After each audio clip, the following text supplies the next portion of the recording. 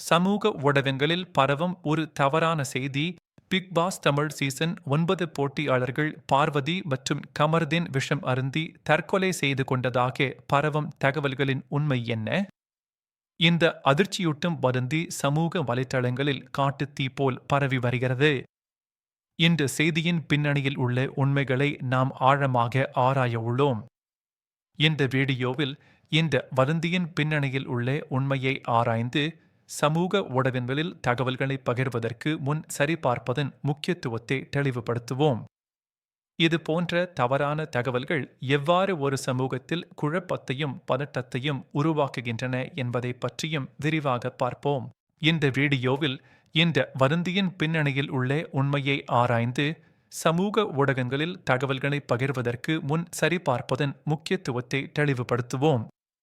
சமூக ஊடகங்களில் ஒரு தகவல் எவ்வளவு வேகமாக பரவுகிறது என்பதையும் அதன் நம்பகத்தன்மையை சரிபார்க்காமல் பகிர்வது எவ்வளவு ஆபத்தானது என்பதையும் இந்த சம்பவம் நமக்கு உணர்த்துகிறது. நாம் ஒவ்வொருவரும் சமூக ஊடகங்களில் தகவல்களை பகிரும்போது பொறுப்புடன் செயல்பட வேண்டும் என்பதை இந்த வீடியோ வலியுறுத்தும். பிக் பாஸ் தமிழ் சீசன் 9 நிகழ்ச்சியில் இருந்து வெளியேற்றப்பட்ட பார்வதி மற்றும் கமர்தீன் பின்னர் விஷம் அருந்தி தற்கொலை செய்து கொண்டதாக சமூக ஊடகங்களில் தவறான செய்திகள் பரவி வருகின்றன. இந்த செய்திகள் பல வாட்ஸ்அப் குழுக்களிலும் ஃபேஸ்புக் பக்கங்களிலும் ட்விட்டர் கணக்குகளிலும் பகிரப்பட்டு பலரையும் நம்ப வைத்துள்ளது. இந்த வதந்திகள் எந்தவித ஆதாரமும் இல்லாமல் பரப்பப்பட்டு வருகின்றன என்பது குறிப்பிடத்தக்கது. இந்த தவறான தகவல்கள் சமூகத்தில் ஒருவித பதட்டத்தையும் குழப்பத்தையும் ஏற்படுத்தியுள்ளன.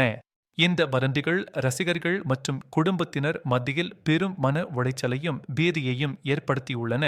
இது போன்ற செய்திகள் எவ்வளவு விரைவாக பரவுகின்றன என்பதை காட்டுகிறது. பல ரசிகர்கள் இந்த செய்தியை கேட்டு அதிர்ச்சியடைந்துள்ளனர். மேலும் அவர்களின் குடும்ப உறுப்பினர்களும் மிகுந்த கவலையில் ஆழ்ந்துள்ளனர். ஒரு தவறான தகவல் எவ்வளவு பெரிய அளவில் பாதிப்பை ஏற்படுத்தும் என்பதற்கு இது ஒரு சிறந்த எடுத்துக்காட்டு.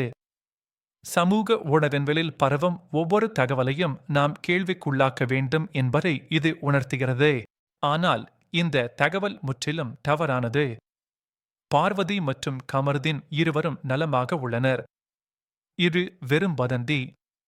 அவர்கள் இருவரும் எந்தவித ஆபத்தும் இல்லாமல் தங்கள் அன்றாட வாழ்க்கையை வாழ்ந்து கொண்டிருக்கிறார்கள். இந்த செய்திக்கு எந்தவித ஆதாரமும் இல்லை என்பதை நாம் உறுதியாக கூற முடியும். சமூக ஊடகங்களில் பரவும் இது போன்ற ஆதாரமற்ற தகவல்களை யாரும் நம்ப வேண்டாம் என்று கேட்டுக்கொள்கிறோம். நம்பகமான செய்தி ஆதாரங்கள் மற்றும் அதிகாரப்பூர்வ அறிக்கைகள் மூலம் இந்த வதந்தி முற்றிலும் பொய்யானது என்று உறுதிப்படுத்தப்பட்டுள்ளது. பல முன்னணி தமிழ் செய்தி நிறுவனங்கள் இந்த செய்தியின் உண்மைத்தன்மையை ஆராய்ந்து இது ஒரு போலியான தகவல் என்று அறிவித்துள்ளன.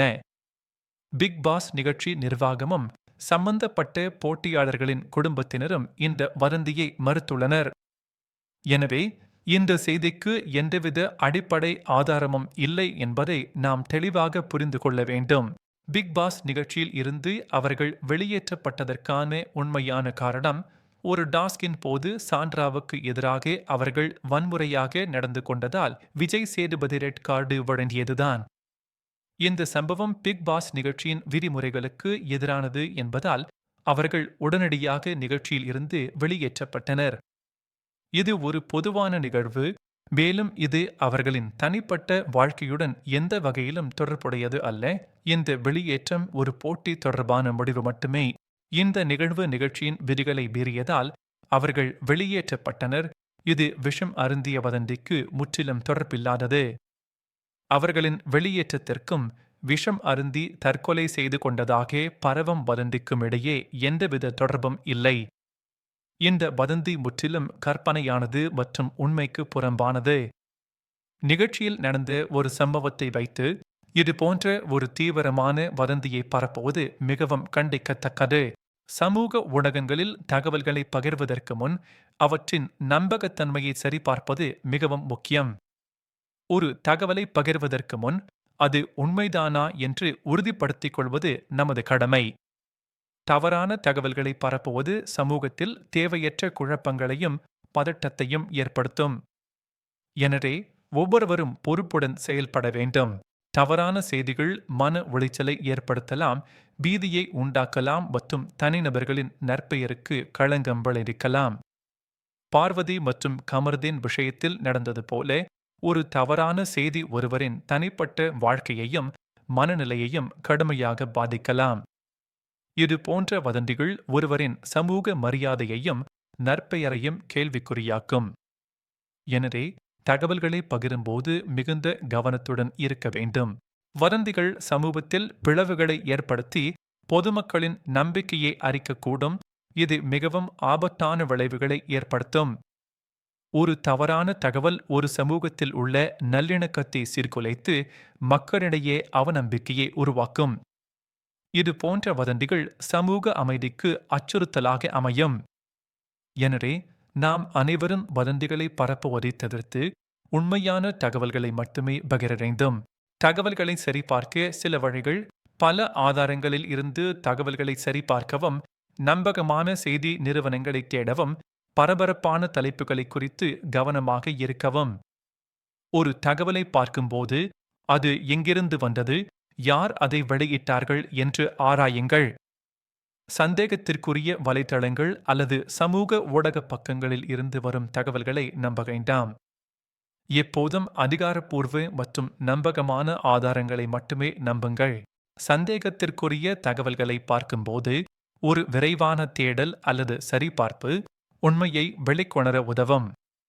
கூகிள் போன்ற தேடுபொறிகளை பயன்படுத்தி அந்த தகவலை பற்றி வேறு எந்த நம்பகமான செய்தி நிறுவனங்கள் செய்தி வெளியிட்டுள்ளன என்று பாருங்கள். உண்மை சரிபார்ப்பு வலைத்தளங்கள் இந்த விஷயத்தில் உங்களுக்கு பெரிதும் உதவும். ஒரு சில நிமிடங்களில் உண்மையை கண்டறிய முடியும். நம்பகமான செய்தி நிறுவனங்கள் மற்றும் உண்மை சரிபார்ப்பு வலைத்தளங்களை மட்டுமே நம்புங்கள். அவை துல்லியமான தகவல்களை வழங்குகின்றன.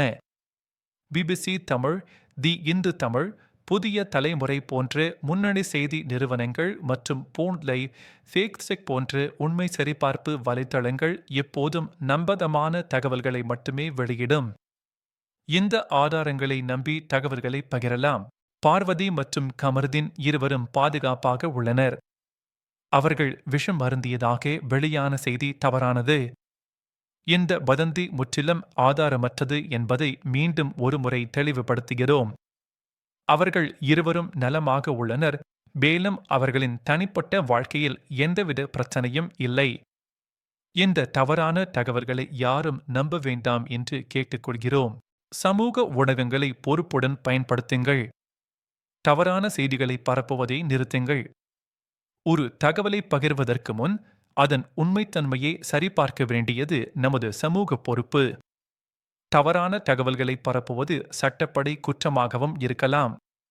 எனவே நாம் அனைவரும் விழிப்புடன் செயல்பட வேண்டும். உண்மையை சரிபார்த்து பொறுப்புடன் செயல்படுவதன் மூலம் நாம் அனைவரும் ஒரு ஆரோக்கியமான மற்றும் நம்பகமான சமூக ஊடக சூழலை உருவாக்க முடியும். இது போன்ற தவறான தகவல்கள் பரவுவதை தடுக்க நாம் ஒவ்வொருவரும் நமது பங்கை ஆற்ற வேண்டும். சமூக ஊடகங்களை ஒரு நேர்மறையான தளமாக மாற்ற நாம் அனைவரும் ஒன்றிணைந்து செயல்பட வேண்டும்.